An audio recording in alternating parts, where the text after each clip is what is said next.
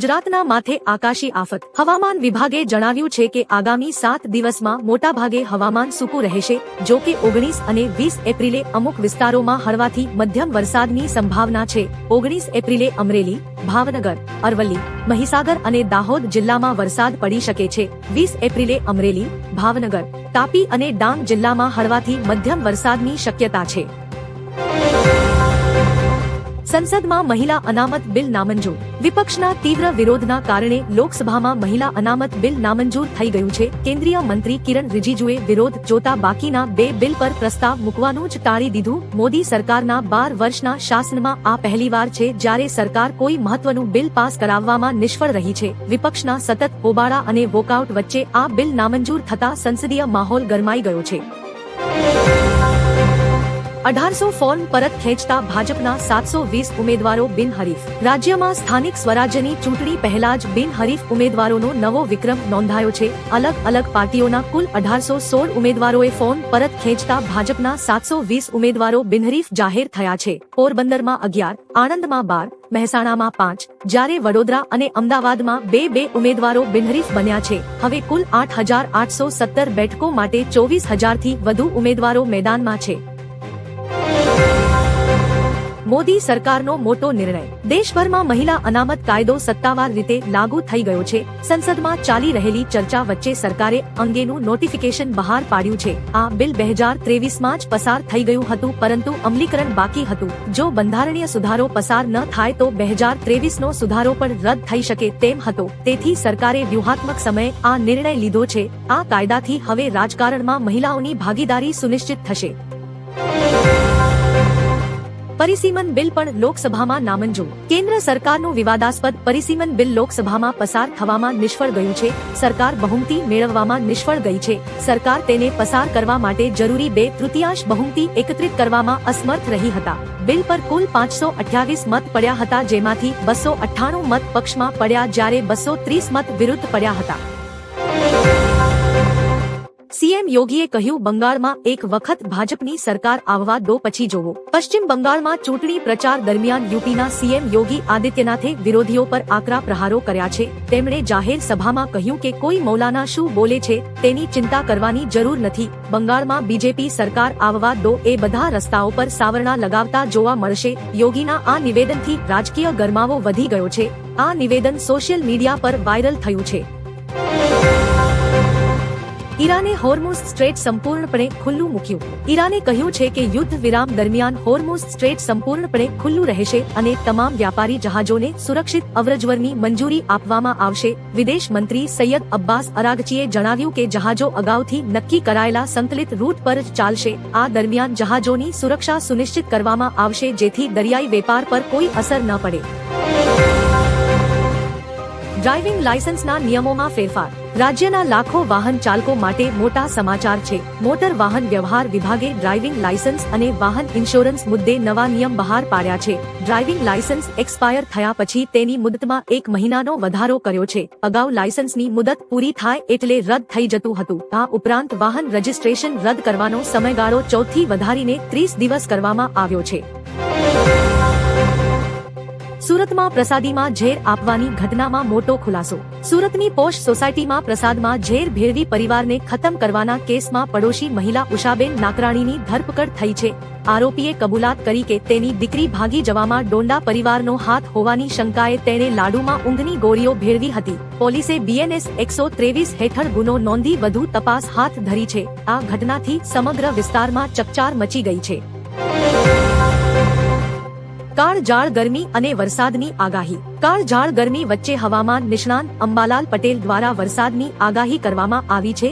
રાજ્યમાં 19 થી 21 એપ્રિલે કેટલાક ભાગોમાં કરા સાથે વરસાદ પડી શકે છે। ખાસ કરીને દક્ષિણ સૌરાષ્ટ્ર અને મધ્ય ગુજરાતના ભાગોમાં ભારે પવન સાથે માવઠાની આગાહી કરવામાં આવી છે। અંબાલાલ પટેલની આગાહી મુજબ 26 એપ્રિલ બાદ રાજ્યમાં ફરી પાછી આકરી ગરમીની શરૂઆત થશે અને પારો ઊંચકાશે। સંસદ બહાર બીજેપી મહિલા સાંસદોનો વિરોધ. 131 બંધારણીય સુધારા બિલ ગૃહમાં પસાર થવામાં નિષ્ફળ ગયું છે. હવે ગૃહની બહાર ભાજપના મહિલા સાંસદો જોરદાર વિરોધ કર્યો હતો. મહિલાઓનો દાવો છે કે કોંગ્રેસ પાર્ટીએ મહિલાઓને તેમના અધિકારોથી વંચિત રાખી છે. કોંગ્રેસનો સાચો ચહેરો ખુલ્લો પડી ગયો છે. કોંગ્રેસે મહિલાઓના અધિકારોને કચડી નાખ્યા છે. તેઓ સતત મહિલાઓ સાથે ભેદભાવ કરતા રહ્યા છે. આરોપ લગાવ્યો કે તેઓ નથી ઈચ્છતા કે મહિલાઓ પ્રગતિ કરે. પેટ્રોલ ડીઝલના ભાવમાં 172% વધારો. યુદ્ધના કારણે દરેક દેશોમાં ક્રૂડ ઓઇલ કટોકટી સર્જાઈ છે, જેના પગલે પેટ્રોલ ડીઝલના ભાવ આસમાને પહોંચી ગયા છે. ફિલિપાઇન્સમાં ડીઝલના ભાવમાં 172% ઉછાળો થયો છે, જ્યારે મ્યાનમારમાં પેટ્રોલ અને ડીઝલના ભાવ ડબલ થઈ ગયા છે. જો કે ભારતમાં હજુ સુધી પેટ્રોલ અને ડીઝલના ભાવ સ્થિર રહ્યા છે. જણાવીએ કે યુદ્ધ બાદ બ્રેન્ટ ક્રૂડના ભાવ પ્રતિ બેરલ $71 થી વધીને $111 સુધી પહોંચી ગયા છે. પંચમહાલ કોંગ્રેસમાં મોટું ગાબડું. પંચમહાલ જિલ્લા કોંગ્રેસ સમિતિના પ્રમુખ ચેતનસિંહ પરમારે કોંગ્રેસ છોડીને ભાજપનો હાથ પકડ્યો છે. ઘોઘંબા ખાતે નાયબ મુખ્યમંત્રી હર્ષ સંઘવીએ તેમને ખેસ પહેરાવી આવકાર્યા હતા. ચેતનસિંહ સાથે જિલ્લાના મોટી સંખ્યામાં પાયાના કાર્યકરો અને સમર્થકોએ પણ પક્ષપલટો કર્યો છે. સ્થાનિક સ્વરાજ્યની ચૂંટણીઓ પહેલા આ પક્ષપલટાથી કોંગ્રેસના સંગઠનમાં મોટું ગાબડું પડ્યું છે અને ભાજપને મોટો ફાયદો થયો છે. મોદી શાહ અમદાવાદ આવશે. ગુજરાતમાં સ્થાનિક સ્વરાજ્યની ચૂંટણીનો જંગ જામ્યો છે. દરેક પાર્ટીઓ હાલમાં પૂરજોશમાં તૈયારીઓ કરી રહી છે. જો કે આ વચ્ચે પીએમ મોદી અને કેન્દ્રીય ગૃહમંત્રી અમિત શાહ ગુજરાતના પ્રવાસનો પ્લાન ગોઠવી રહ્યા છે. આગામી 26 એપ્રિલના રોજ મતદાન કરવા માટે પીએમ મોદી અને અમિત શાહ અમદાવાદ આવી શકે છે. પીએમ મોદી રાણીપ વિસ્તાર સ્થિત નિશાન સ્કૂલ ખાતે અને અમિત શાહ નારણપુરા ખાતે મત આપે તેવી શક્યતાઓ છે. અત્યાર સુધીમાં 20ના મોત. વેદાંતા ગ્રુપના અધ્યક્ષ સામે એફઆઈઆર. છત્તીસગઢના શક્તિ જિલ્લામાં વેદાંતા પાવર પ્લાન્ટમાં થયેલા ભીષણ વિસ્ફોટ બાદ પોલીસે ગ્રુપના અધ્યક્ષ અનિલ અગ્રવાલ સહિત 8 લોકો વિરુદ્ધ એફઆઈઆર નોંધી છે. તપાસમાં મેનેજમેન્ટની ગંભીર બેદરકારી સામે આવી છે. 14 એપ્રિલના રોજ થયેલા અકસ્માતમાં અત્યાર સુધીમાં 20 શ્રમિકોના કરુણ મોત થયા છે, જ્યારે 16 લોકો હોસ્પિટલમાં સારવાર હેઠળ છે. આ ઘટનાએ પ્લાન્ટમાં સુરક્ષાના પ્રશ્નો ફરીથી તાજા થયા છે. રાષ્ટ્રપતિ વ્લાદિમીર પુતિન ભારત આવશે. રશિયા રાષ્ટ્રપતિ વ્લાદિમીર પુતિન સપ્ટેમ્બરમાં ભારતની મુલાકાતે આવશે. તેઓ બ્રિક્સ શિખર સંમેલનમાં ભાગ લેવા માટે ભારત આવશે. હાલમાં વૈશ્વિક તણાવ અને યુદ્ધકાળ વચ્ચે પુતિનની આ મુલાકાત અત્યંત મહત્વની માનવામાં આવી રહી છે. જો કે હજુ સુધીએ શિખર સંમેલનની તારીખોનું સત્તાવાર જાહેરાત કરવામાં આવી નથી. સૂત્રો અનુસાર આ આયોજન 12 અને 13 સપ્ટેમ્બર 2026ના દિલ્હીમાં થઈ શકે છે.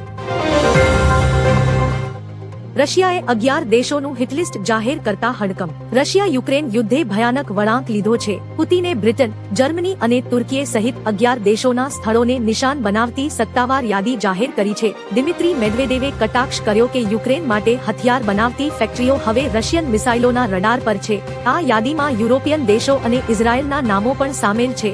રશિયાની આ ગંભીર ચેતવણીથી વિશ્વભરમાં હડકંપ મચી ગયો છે. ફ્રાન્સના રાષ્ટ્રપતિએ હોર્મુઝ સ્ટ્રેટ મુદ્દે પીએમ મોદી સાથે વાત કરી. ફ્રાન્સના રાષ્ટ્રપતિ ઇમેન્યુઅલ મેક્રોને પ્રધાનમંત્રી નરેન્દ્ર મોદી સાથે ફોન પર વાત કરી અને હોર્મુઝ સ્ટ્રેટમાં જહાજોની સલામતી તેમજ અવરજવરના મુદ્દે ચર્ચા કરી હતી. બંને નેતાઓએ પશ્ચિમ એશિયામાં વધતા તણાવ પર ચિંતા વ્યક્ત કરી. તેમણે હોર્મુઝ સ્ટ્રેટમાં જહાજોની સુરક્ષિત અને અવરોધ વિનાની અવર-જવર ટૂંક સમયમાં ફરી શરૂ થવી જોઈએ તેમ કહ્યું હતું. મોદી શાહ અમદાવાદ આવશે. ગુજરાતમાં સ્થાનિક સ્વરાજ્યની ચૂંટણીનો જંગ જામ્યો છે. દરેક પાર્ટીઓ હાલમાં પૂરજોશમાં તૈયારીઓ કરી રહી છે. જો કે આ વચ્ચે પીએમ મોદી અને કેન્દ્રીય ગૃહમંત્રી અમિત શાહ ગુજરાતના પ્રવાસનો પ્લાન ગોઠવી રહ્યા છે. આગામી 26 એપ્રિલના રોજ મતદાન કરવા માટે પીએમ મોદી અને અમિત શાહ અમદાવાદ આવી શકે છે. પીએમ મોદી રાણીપ વિસ્તાર સ્થિત નિશાન સ્કૂલ ખાતે અને અમિત શાહ નારણપુરા ખાતે મત આપે તેવી શક્યતાઓ છે. કંગનાએ કર્યા ધુરંધરના વખાણ, કહ્યું બોલિવૂડમાં ફૂંકી નવી જાન. અભિનેત્રી કંગના રનૌતે ધુરંધર ફ્રેન્ચાઇઝીની પ્રશંસા કરતા કહ્યું કે આ ફિલ્મે બોલિવૂડને નવું જીવન આપ્યું છે. તેના મતે હિન્દી ફિલ્મ ઇન્ડસ્ટ્રી દેશની સંસ્કૃતિથી કપાઈ રહી હતી, પરંતુ રણવીર સિંહની આ સિરીઝે દર્શકોને સિનેમાઘરોમાં પાછા ખેંચ્યા છે. આ ફ્રેન્ચાઇઝી 3000 કરોડનો એક આંકડો પાર કરનારી પ્રથમ ભારતીય ફિલ્મ બની છે, જેણે બોલિવૂડ માટે આશાનું નવું કિરણ જગાડ્યું છે અને સંસ્કૃતિ સાથે જોડાણ મજબૂત કર્યું છે. પ્રિયંકા ગાંધીનું લોકસભામાં નિવેદન. લોકસભામાં મહિલા અનામતના મુદ્દે બોલતા કોંગ્રેસના સાંસદ પ્રિયંકા ગાંધી વાડરાએ કહ્યું કે કોંગ્રેસ મહિલાઓના રક્ષણ અને અનામતના પક્ષમાં મજબૂતીથી ઊભી છે. તેમણે વડાપ્રધાન નરેન્દ્ર મોદીની ટિપ્પણીઓની ટીકા કરતા કહ્યું કે ભાજપને મહિલા અનામતનો શ્રેય લેવાનો કોઈ અધિકાર નથી. રાહુલ ગાંધીના પત્ર પછી 2023માં કાયદો પસાર થયો ત્યારે કોંગ્રેસે સમર્થન આપ્યું હતું.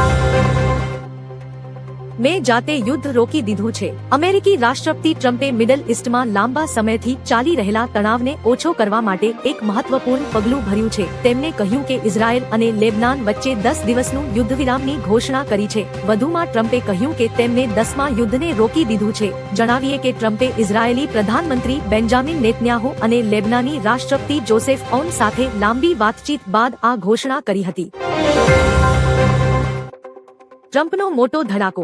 અમેરિકી રાષ્ટ્રપતિ ડોનાલ્ડ ટ્રમ્પે મિડલ ઇસ્ટ જંગ રોકવા મોટો દાવો કર્યો છે. તેમણે જણાવ્યું કે ઈરાન પોતાના સંવર્ધિત યુરેનિયમનો ભંડાર અમેરિકાને સોંપવા અને પરમાણુ હથિયારો ન રાખવા સહમત થયું છે. ટ્રમ્પે ઉમેર્યું કે ઈરાન સાથે સકારાત્મક વાતચીત ચાલી રહી છે. જો આ ઐતિહાસિક સમજૂતી પાકિસ્તાનના ઇસ્લામાબાદમાં થશે તો તેઓ પોતે ત્યાં જઈ શકે છે. આ જાહેરાતથી વૈશ્વિક સ્તરે શાંતિની નવી આશા જન્મી છે.